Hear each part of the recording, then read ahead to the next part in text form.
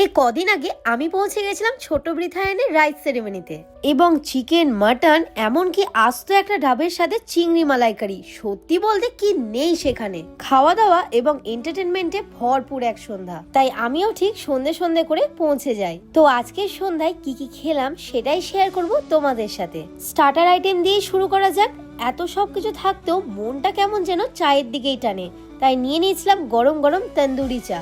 চা শেষ করতে না করতেই পাশে দেখি কাবাবের যেন মেলা বসেছে। কি নেই, চিকেন লেমন টিক্কা থেকে শুরু করে চিকেন আলিশান কাবাব, মটন গোলাটি কাবাব, পনির মালাই টিক্কা, আফগানি পনির টিক্কা, এত সবকিছু। আর এত সবকিছু হবে নাই বা কেন?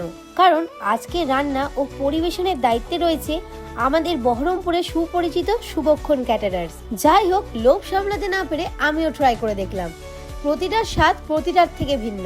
আর শুধুই কি তাই, এখনো তো দেখি অনেক কিছু বাকি রয়েছে। আমার খুব পছন্দের এই golden prawn fry, crispy baby chilli corn এবং রাবড়ি জিলেপি।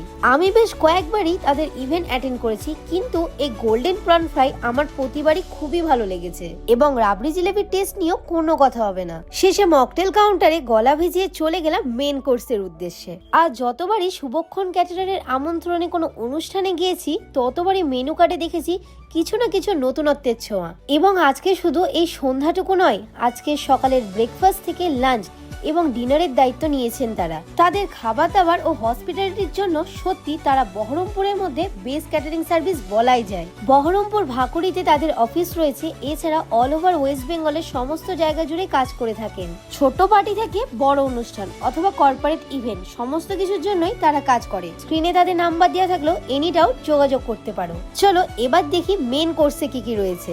স্যালাড থেকে শুরু করে রয়েছে এইরকম হিউজ সাইজের গন্ধরাজ ভেটকি ফ্রাই।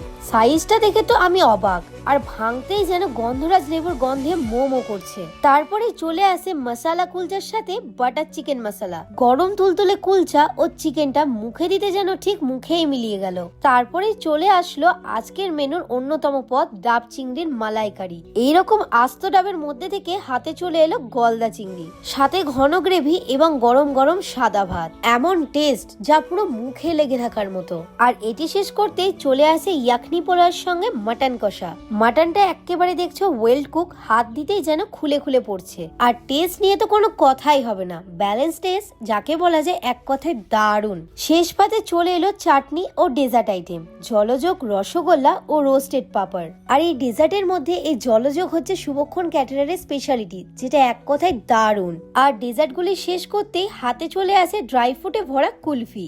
এই ছিল না হয় আমার রিভিউ। চলো এবার অন্য কারোর কাছ থেকে